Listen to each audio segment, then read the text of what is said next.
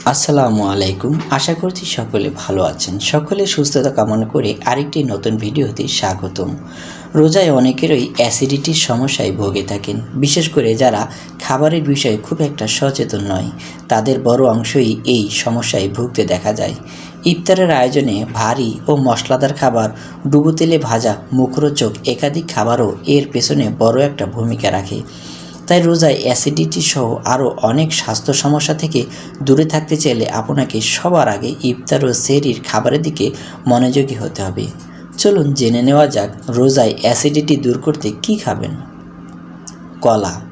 কলা প্রাকৃতিকভাবে ক্ষারীয় এবং পাকস্থলীর অ্যাসিডকে নিউট্রাল করতে সাহায্য করতে পারে। এতে পটাশিয়াম এবং প্রাকৃতিক অ্যান্টাসিড রয়েছে, যা পেটের অন্তরণকে আবৃত করতে সাহায্য করে, অ্যাসিডিটির জ্বালাপোড়া কমায়। সেই সঙ্গে কলা স্নেহ উৎপাদনে উদ্দীপিত করে, পেটের অন্তরণকে অ্যাসিডের ক্ষতি থেকে রক্ষা করে। তীব্র গ্যাস এবং অ্যাসিডিটির জন্য ঘরোয়া প্রতিকার হিসেবে কলা রাখুন। প্রতিদিন সেহরি বা ইফতারে একটি পাকা কলা খাওয়ার চেষ্টা করুন। এটি আপনি শুধু খেতে পারেন, আবার কোনো খাবারের সঙ্গে মিশিয়েও খেতে পারেন।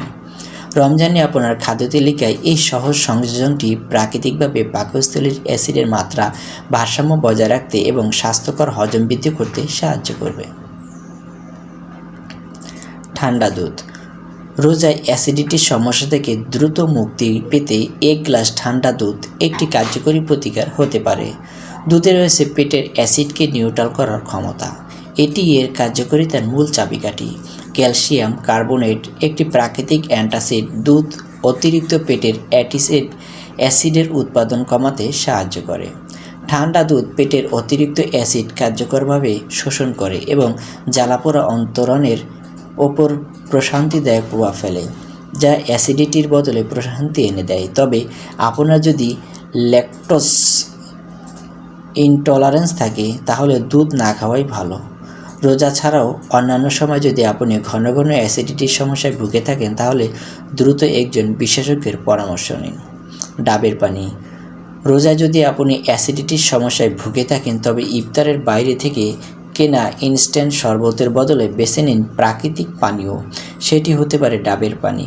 অ্যাসিডিটির নিরাময়ে ডাবের পানি বিশেষভাবে কার্যকরী। ডাবের পানি খেলে পেটে জমে থাকা গ্যাসের সমস্যা দূর হয় সহজেই।